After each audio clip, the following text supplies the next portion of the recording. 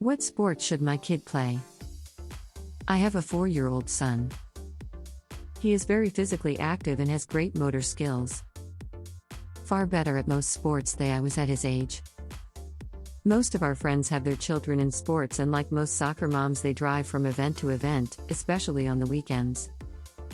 We tagged along to a few soccer games, and a number of things struck me during and after the games.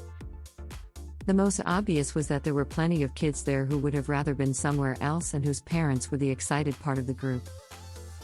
There were also parents yelling and carrying on. At their kids, no less. This is not right, I thought. I have to take a look at this. By now you are saying this guy must have been watching a game in some rough side of town, but nothing could be further from the truth. No, the problem was not to be found in the surroundings or in the kids for the matter.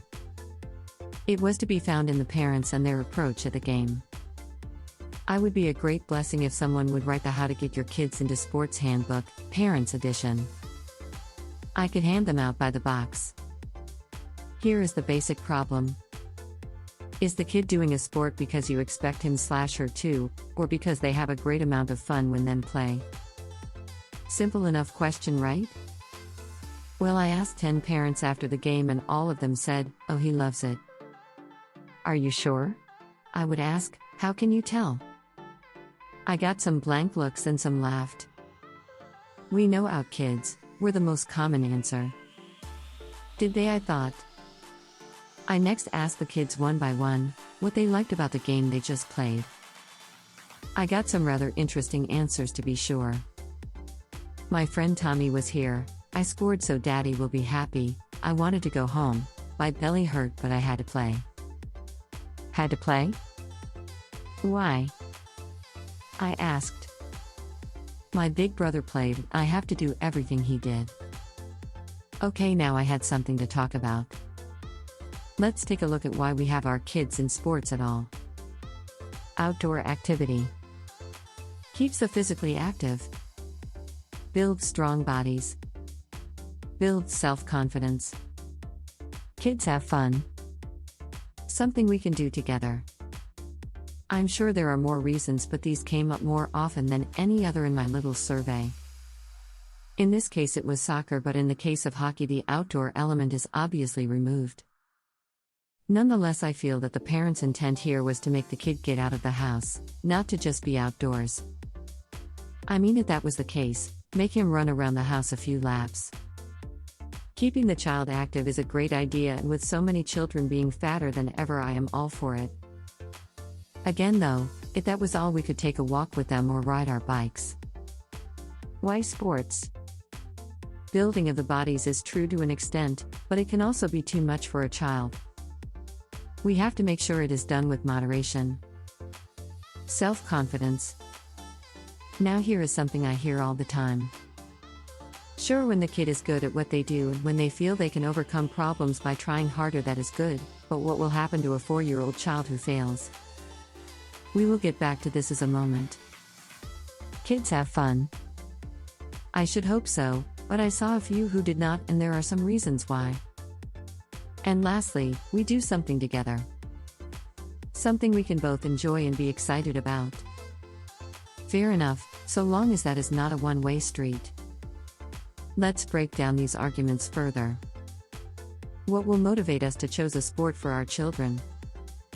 Our own experience usually. Did we play something as kids? Were we good?